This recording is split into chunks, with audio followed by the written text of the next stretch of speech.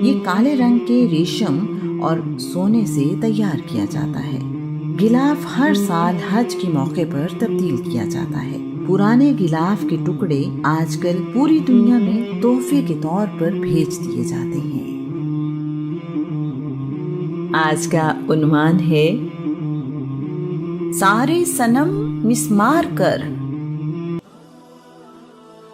دنیا میں بت پرستی کی تاریخ بہت پرانی ہے۔ اللہ کے نبی ہر زمانے میں لوگوں کو ہدایت دیتے رہے اور ایک خدا کی عبادت کرنے کی تلقین کرتے رہے۔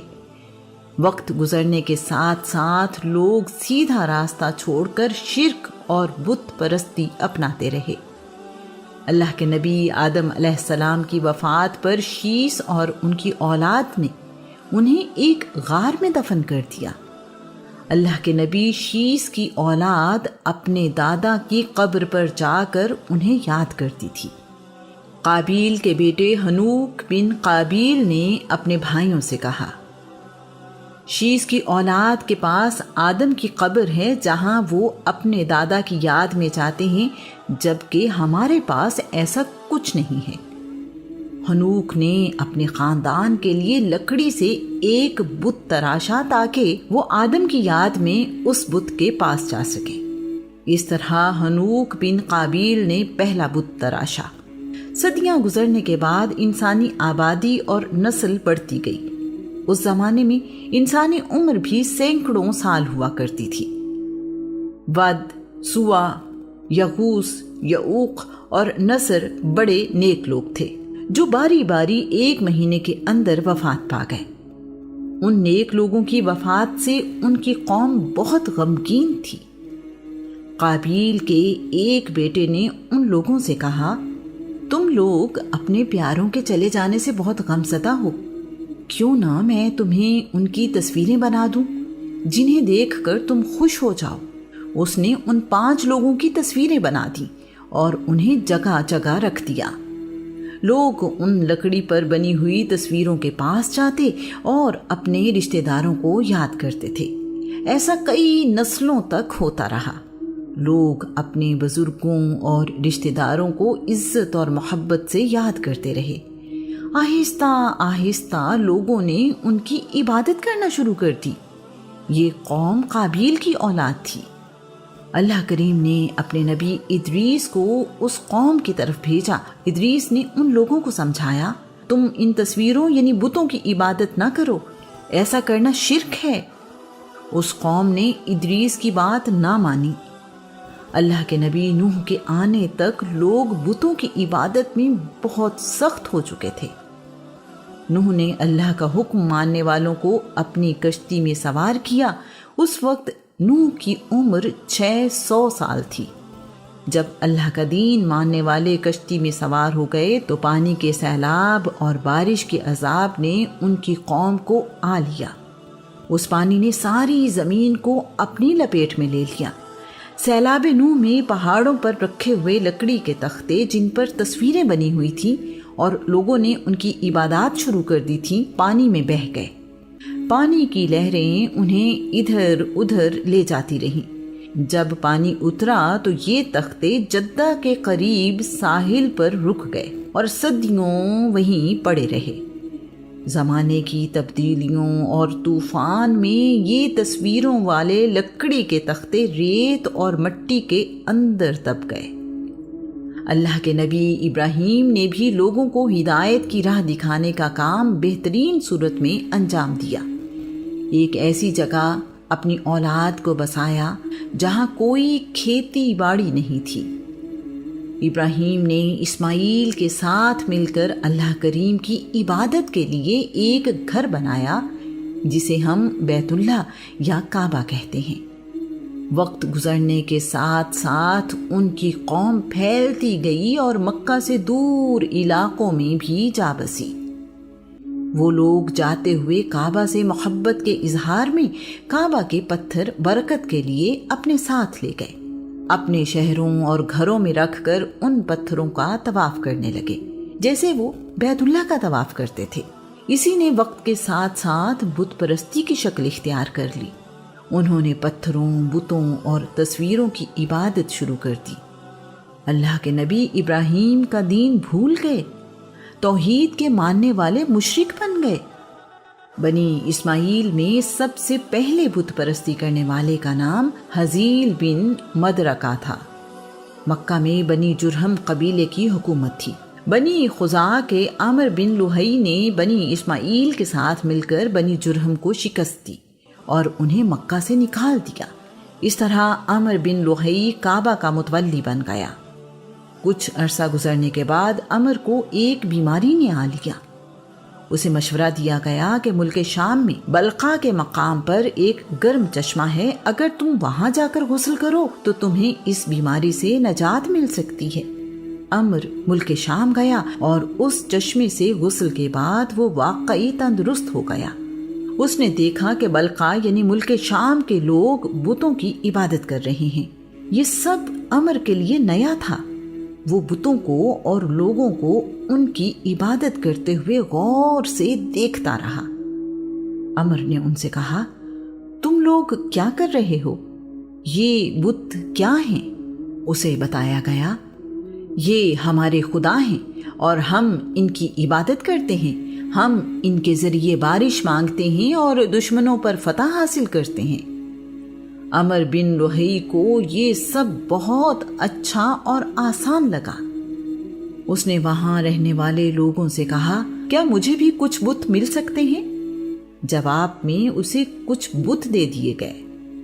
وہ ان بتوں کو بڑے احترام کے ساتھ مکہ لے آیا اور کعبہ میں جگہ جگہ رکھ دیے۔ یوں اہل عرب میں بت پرستی کا دور شروع ہوا۔ آہستہ آہستہ عامر بن لوہی عرب میں سب سے زیادہ معتبر بن گیا۔ وہ جو بھی کہتا تھا اسے دین سمجھا جاتا تھا۔ اس نے اپنی زندگی بت پرستی پھیلانے میں لگا دی۔ اسے کوئی نئی شکل والا بت ملتا وہ اسے اٹھا کر کعبہ میں لے آتا تھا۔ عامر بن لوہی کے پاس ایک جن بھی تھا جس کا نام ابو سمامہ تھا۔ ابو سمامہ جن نے عامر کو ان لکڑی کے تختوں پر بنی تصویروں یعنی بتوں کے بارے میں بتایا، اس جگہ کی نشاندہی کی اور کہا، یہ بت تمہارے لیے عزت، سکون اور حکومت لائیں گے، انہیں مٹی سے نکال لاؤ، یہ بت ہر مشکل اور برے وقت میں تمہاری مدد کریں گے۔ عامر مٹی اور ریت میں کھدائی کر کے ان بتوں کو اپنے ساتھ لے آیا اور کعبہ میں رکھ دیے۔ اس سال حج کے موقع پر عامر نے لوگوں سے کہا، یہ تمہارے خدا ہیں، ان کی عبادت کرو، یہ تمہیں مشکل وقت سے بچائیں گے اور تمہاری مدد کریں گے، دشمن کے خلاف جنگ میں تمہارا ساتھ دیں گے۔ مکہ کے تقریباً ہر گھر میں بت موجود تھے۔ تمام لوگ گھر سے باہر نکلنے سے پہلے اپنے بت کو سلام کرتے، چھوتے، اس سے اپنی حفاظت اور کامیابی کی دعا مانگتے۔ گھر واپس آتے ہی وہ اپنے بتوں کے سامنے حاضر ہوتے اور انہیں سلام کرتے۔ سفر کے دوران جب کہیں رات گزارنے کے لیے رکتے تو 4 پتھر ڈھونڈتے، ان میں سے بہترین پتھر کو خدا بنا لیتے اور باقی 3 پتھروں کو کھانا بنانے کے لیے چولہے کے طور پر استعمال کرتے تھے۔ اس کے بعد عرب میں بت پرستی عام ہو گئی۔ ہر قبیلے کا اپنا خدا تھا۔ ایسے لوگ جو بتوں کی عبادت نہیں کرتے تھے، ایک خدا پر یقین رکھتے تھے۔ ان کے گھروں میں بت موجود نہیں تھے۔ انہیں عرب میں حنیف کہا جاتا تھا۔ اسلام آنے سے پہلے کے زمانے میں پائے جانے والے بتوں کے متعلق معلومات دلچسپی کے لیے یہاں بیان کی جا رہی ہیں۔ منات، عرب میں سب سے پرانا بت منات تھا۔ اس بت کی شکل عورت جیسی تھی۔ یہ بحیرہ احمر کے ساحل پر قدید کے مقام پر نصب تھا۔ منات عرب کے 3 بڑے خداؤں میں سے ایک تھا۔ سورہ النجم میں ان تینوں لات، منات اور عزا کا ذکر کیا گیا ہے۔ وہ لوگ خدا کی بیٹی کے طور پر منات کی عبادت کرتے تھے۔ قبیلہ بنی ازد اور بنی غسان منات کا حج بھی کیا کرتے تھے۔ منات کی حاضری کے بغیر ان کا حج مکمل نہیں ہوتا تھا۔ بنی اوس اور بنی خزرج حج اور عمرے کا احرام منات کے پاس آ کر کھولا کرتے تھے۔ منات کے بت کے سامنے قربانی کرنا عام تھا۔ لات، طائف کے رہنے والے بنی ثقیف اس کی عبادت کرتے تھے۔ یہ بت بھی ایک عورت کی شکل کا تھا، کیونکہ اس کی عبادت کرنے والے اسے بھی خدا کی بیٹی تصور کرتے تھے۔ یہ بت طائف میں ایک چکور ٹیلے پر نصب تھا اور اس کے اوپر ایک مکان بنا ہوا تھا۔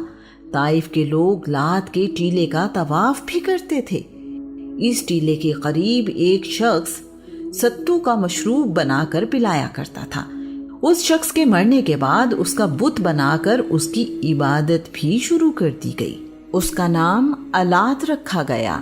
قریش بھی الات کو خدا مانتے تھے اور رات سونے سے پہلے اس کی عبادت کیا کرتے تھے۔ اللہ کریم قرآن پاک میں اس بارے ارشاد فرماتا ہے، کیا تم نے کبھی لات و عزا اور اس تیسرے بت منات کو دیکھا ہے؟ اور کیا کبھی اپنے اس دعوے پر غور کیا ہے کہ تمہارے بیٹے ہیں اور رب کی بیٹیاں؟ یہ تو بڑی ہی بے تکی اور سفاکانہ تقسیم ہے۔ عزا، عرب میں تیسرا بڑا بت عزا تھا۔ اس کی شکل بھی عورت کی سی تھی۔ ان کے عقیدے کے مطابق عزا خدا کی 3 بیٹیوں میں سے ایک تھی۔ مکہ سے چند کلومیٹر دور وادی نخلا میں ببول کے ایک درخت کے نیچے یہ بت نصب تھا۔ بعد میں عمر بن لوہی نے ہی اس کا بت بنوا کر بیت اللہ میں بھی رکھوا دیا۔ عرب کے لوگ حلف لینے کے لیے لات اور عزا کی قسم اٹھایا کرتے تھے۔ جنگ میں بھی وہ ان دونوں بتوں کے نعرے لگایا کرتے تھے۔ ابو عبیدہ سعید بن عاص بنی امیہ کا ایک بڑا سردار تھا۔ اپنی زندگی کے آخری دنوں میں بیمار ہو گیا۔ ابو عبیدہ کے روب کا اندازہ اس بات سے لگایا جا سکتا ہے کہ جس رنگ کی پگڑی ابو عبیدہ پہنتا تھا، مکہ میں کوئی اور اس رنگ کی پگڑی نہیں پہن سکتا تھا۔ قرآن مجید میں عزا کے بارے میں آیات نازل ہوئیں تو وہ غصے میں تھا اور پریشان بھی۔ ابو لہب اس کی عیادت کرنے گیا تو ابو عبیدہ رو رہا تھا۔ ابو لہب نے پوچھا، قریش کے سردار کو کس بات نے رلا دیا ہے؟ کیا موت کا ڈر ہے؟ ابو عبیدہ نے کہا، نہیں، ایسا نہیں ہے۔ مجھے ڈر ہے کہ میرے مرنے کے بعد عزا کی عبادت نہیں کی جائے گی۔ ابو لہب کہنے لگا، خدا کی قسم، لوگ عزا کی عبادت تمہاری وجہ سے نہیں کرتے۔ تمہارے مرنے کے بعد بھی عزا کی عبادت جاری رہے گی، تم اس بات کی فکر نہ کرو۔ ابو عبیدہ نے ابو لہب کا جواب سنا تو خوشی سے مسکرانے لگا اور بولا، مجھے سکون ہے کہ میرے بعد عزا پر جان نثار کرنے والا اور اس کا خیال رکھنے والا موجود ہے۔ عزا کے بت کے آس پاس بہت سارے درخت تھے۔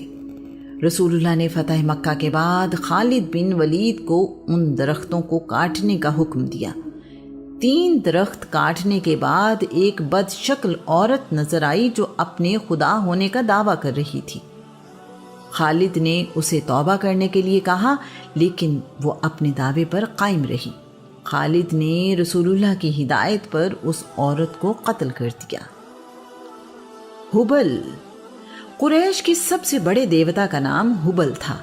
عرب فال نکالنے کے لیے اسی بت کے پاس جایا کرتے تھے۔ ہبل کو نصب کرنے والے کا نام خزیمہ بن مدرکہ تھا، اس لیے اس بت کو ہبل خزیمہ بھی کہا جاتا تھا۔ ایک روایت کے مطابق اس بت کا اصل نام بال تھا، جو ملک شام کا سب سے بڑا دیوتا تھا۔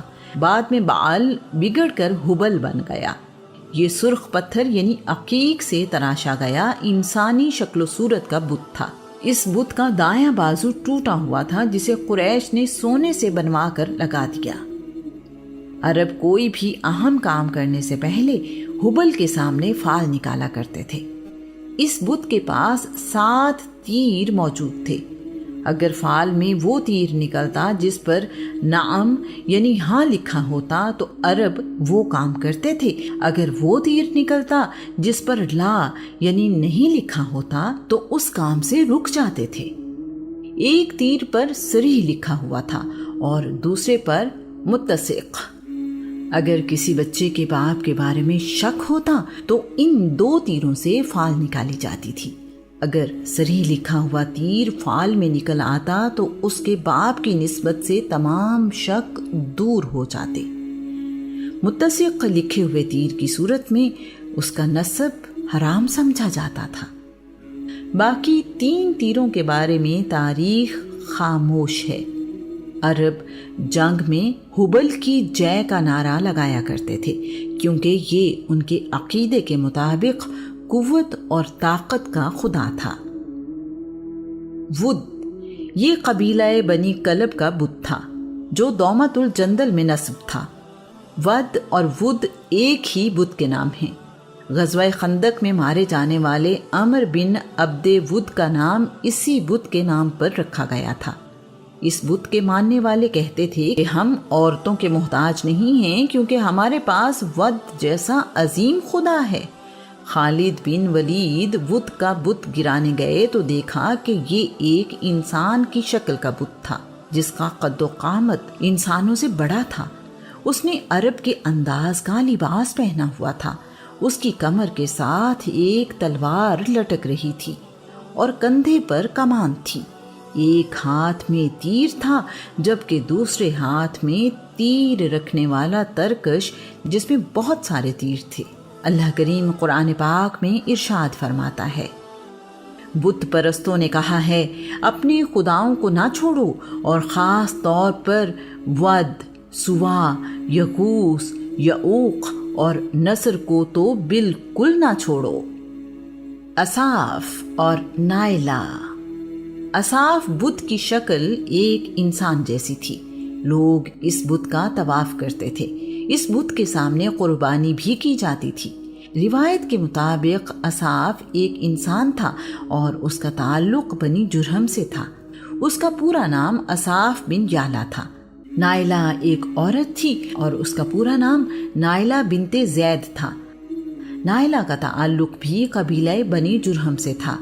یہ دونوں یمن کے رہنے والے تھے اور قافلے کے ساتھ حج کرنے کے لیے مکہ آئے۔ دونوں کعبہ میں داخل ہوئے تو وہاں اور کوئی موجود نہیں تھا۔ موقع پا کر انہوں نے کعبہ کے اندر زنا کیا۔ اللہ کریم نے ان دونوں کو نشان عبرت بنا دیا۔ دوسرے لوگ کعبہ کے اندر آئے تو یہ دونوں پتھر کے بن چکے تھے۔ لوگوں نے اٹھا کر انہیں باہر پھینک دیا۔ عمر بن لوہی ان دونوں پتھر کے جسموں کو کچھ عرصے بعد لے آیا اور ان کی عبادت شروع ہو گئی۔ لوگوں نے ان کے بت صفا اور مروہ پہاڑوں پر رکھ دیے۔ عرب میں اس زمانے میں ان بتوں کے علاوہ سوا، یغوث، یعوق، نصر، فلس، سعد، ذوالخلصہ، ذوالشرح، ذوالکفین، یابوب اور بجر کے بتوں کی بھی عبادت کی جاتی تھی۔ بنی کنانہ چاند کی عبادت بھی کرتے تھے۔ قبیلے ایک دوسرے سے خدا بدل بھی لیا کرتے تھے۔ اگر کوئی بت ٹوٹ جاتا تو لوگ کہتے ہائے میرا خدا مر گیا۔ اس زمانے میں صرف بت ہی مقدس نہیں تھے، جانور بھی اس مرتبے پر فائز تھے۔ 10 بچے دینے والی اونٹنی بڑا اونچا مقام رکھتی تھی۔ اس پر کوئی سواری نہیں کرتا تھا اور اس کا دودھ بتوں کے رکھوالے ہی استعمال کر سکتے تھے۔ ایسی اونٹنی جہاں چاہے پھر سکتی تھی اور چارہ کھا سکتی تھی۔ ایسی اونٹنی کو بحیرہ کہا جاتا تھا۔ ایسی اونٹنیاں بھی تھیں جو بتوں کے نام پر آزاد چھوڑ دی جاتی تھیں۔ انہیں صائبہ کہا جاتا تھا۔ ایسے ہی اونٹوں کو صائب کہتے تھے۔ ایسے اونٹ جن کے بچے جوان ہو جاتے انہیں بھی بتوں کے لیے چھوڑ دیا جاتا تھا۔ انہیں حام کہا جاتا تھا۔ بھیڑیں بھی اس نظام میں اپنی عزت پاتی تھیں۔ ایسی بھیڑ جو 7 دفعہ 2 مادہ اور 8ویں مرتبہ نر بچہ دے تو وہ مقدس ہوتی تھی۔ اس کا نام وجیلہ تھا اور اس کا دودھ صرف مرد ہی پی سکتے تھے۔ انوکھی شکل والے درخت بھی اس زمانے میں خدا کا درجہ رکھتے تھے۔ ان حقائق کی موجودگی اور حالات میں اللہ کریم نے رسول اللہ صلی اللہ علیہ وآلہ وسلم کو توحید کا اعلان کرنے کا حکم دیا۔